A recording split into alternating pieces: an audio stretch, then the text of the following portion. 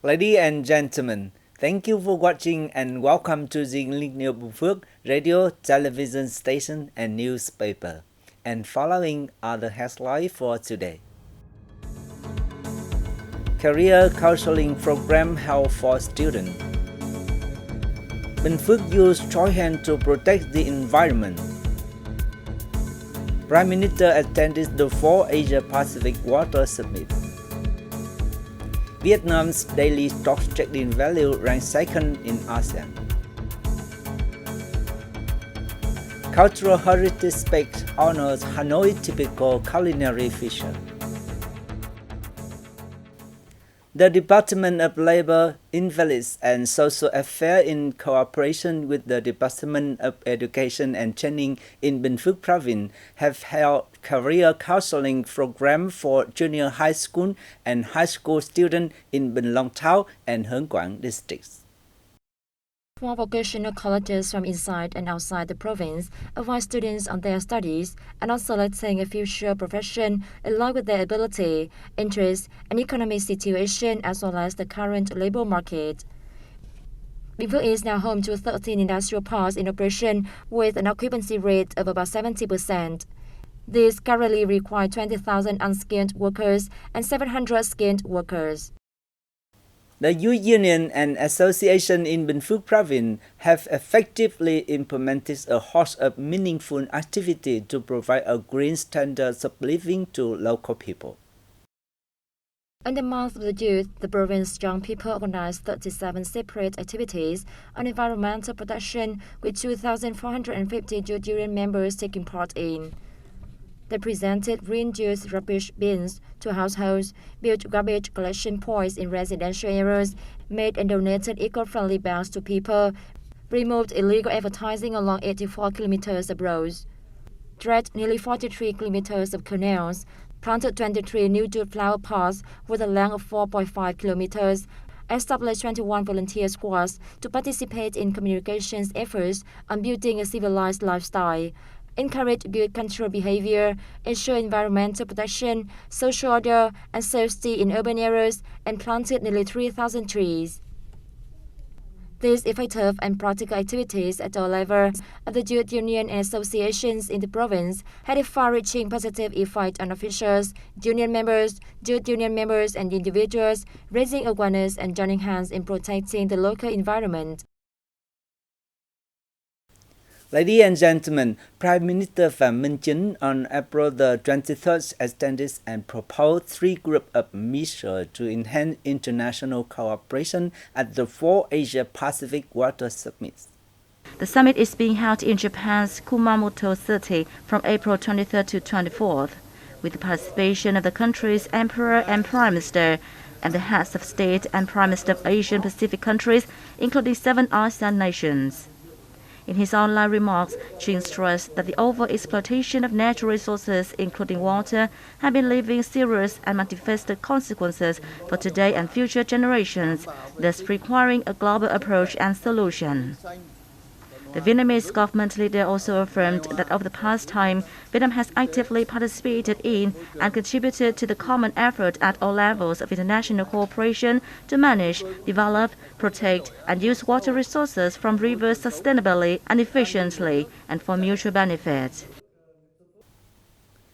The average daily trading value on Vietnam's stock markets had reached more than $1.34 billion per section so far this year, up 15.9% from the last year's figure and now the second largest in ASEAN, only after Thailand, according to the Ministry of Finance.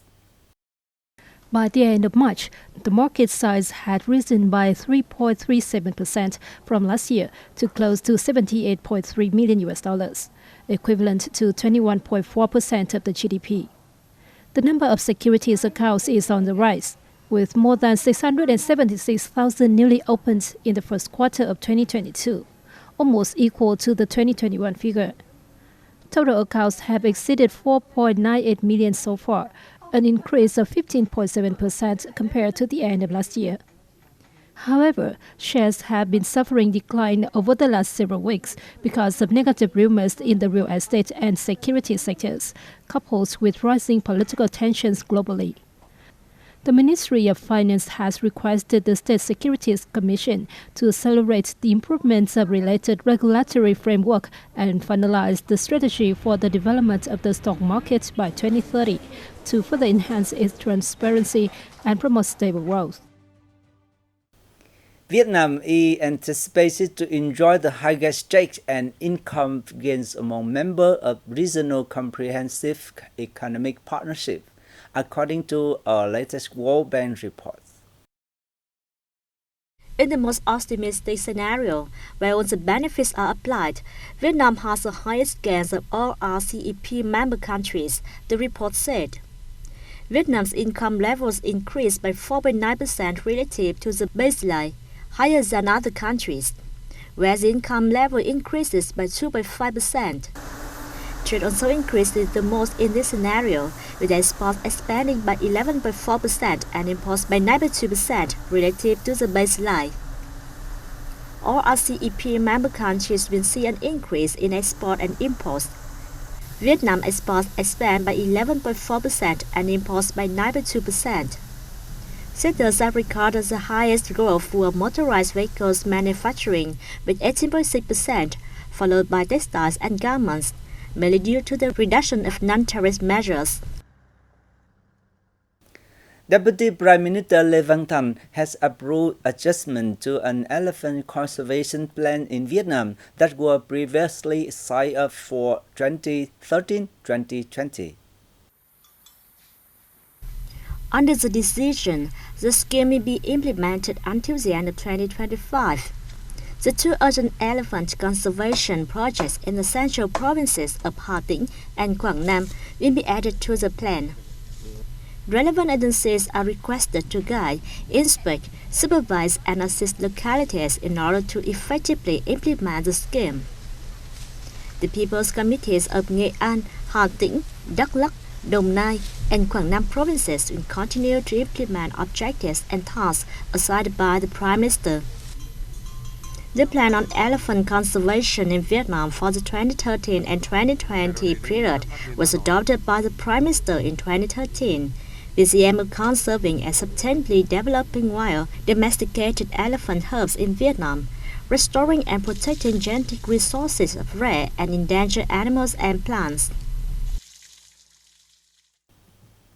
Ladies and gentlemen, one woman has been diligently preserving, promoting, and teaching different generations about bún ốc, a dish with the typical flavor of Hanoi cuisine, over recent years. Recognizing her contribution to preserving the capital culinary heritage, the Vietnam Cultural Heritage Association decided to admit her as a member and open the bún ốc Bà Ngoại Culinary Cultural Heritage Space. The owner of the culinary heritage space is Nguyễn Thị Hiền, formerly a dancer who served Vietnam during wartime and then lived abroad for many years. Her love of Vietnamese cuisine, and especially Hanoi's famous cold snail noodle soup, inspired her to restore and preserve the dish. Even during her days away from home, Hiền made a special impression on foreign friends with the dish. The grandmother's snail's noodle soup brand was born when her own children noticed their mother's passion for the dish. Over the years, as well as bringing an impressive culinary experience to customers from near and far, Hiền also held many cooking classes for children and business women. Her soup has always had a unique taste, rustic yet modern. If we don't teach or pass down ways of cooking cold snail noodle soup, the dish will fall into oblivion. And it is happening now. We hope to retain the authentic taste of the dish, which has been passed down by our predecessors.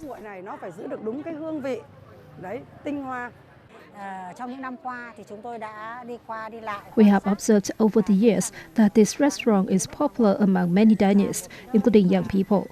Why is that? Because they can find old Hanoi flavors and the Hanoian communication style.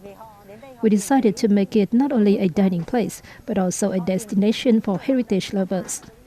By recognizing this as a culture space, we hope to spread culture values to more people.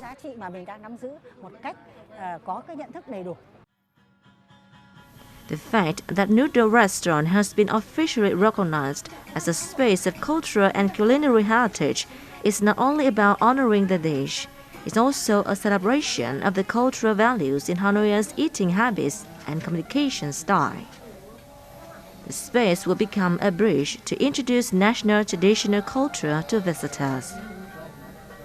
Culinary art is a type of intangible cultural heritage, so preserving and spreading the value of heritage depends on the person who holds the secret to a dish.